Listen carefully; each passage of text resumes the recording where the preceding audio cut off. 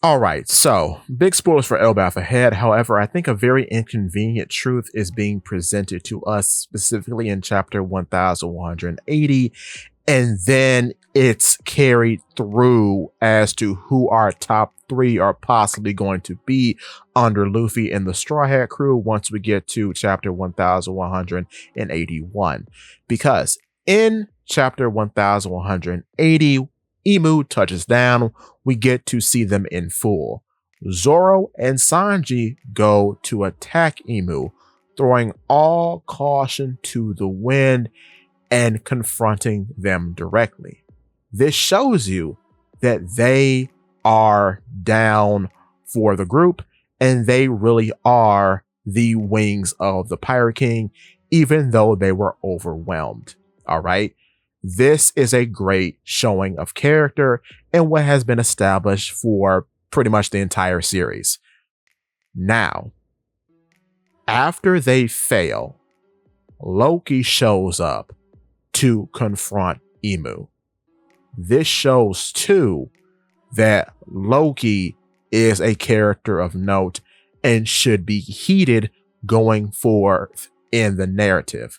He is someone of importance, and then he further shows that he's the real deal in getting into a confrontation with Imu and taking several terrible blows in their battle in chapter 1181, and then managing to get the upper hand and blasting Imu with a big stream of lightning. Okay, so here's the problem. We've talked about Zoro, we've talked about Sanji, and we've talked about Loki, even though Loki is not an official member of the crew. However, you know who is an official member of the crew? Big Boy Jinbei. Now, I can be wrong about all this. Certainly I can. But it just seems to me that if you have Zoro, Sanji, and Loki fighting the penultimate antagonist of the series, presumably, then they are the all-stars of the Straw Hat crew. Jinbei, despite his resume, despite him being a warlord, despite him being cloned, you're trying to tell me now that he's simply not important enough to fight Imu, even though in a weird way, even though he might not know who Imu is, he's got the most reason to fight Imu because Imu actively oppresses his people. So it's just a little bit of weird messaging that you're having Jinbei hang back in this confrontation. It just doesn't make sense. And now this is arc 2, of which he's hasn't really done anything at all, which I find very, very odd.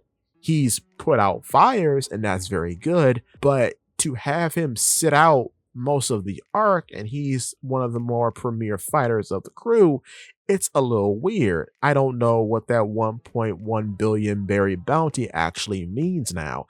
And about that, just a quick little aside, I don't know why his bounty is that low. I understand he didn't try to overthrow an entire nation like Crocodile or anything like that, but he did escape from Impel Down. He is a warlord. He was a pirate captain. He did betray the world government directly. So there's enough on his plate to give him at least a 2 billion berry bounty. It's very odd that this narrative is being constructed that Zoro is stronger than Jinbei, which I can't really see that being the case because of how potent and how efficient and absolute Fishman Karate is, because it goes through Luffy without effort, which is not something a lot of techniques in One Piece can easily do.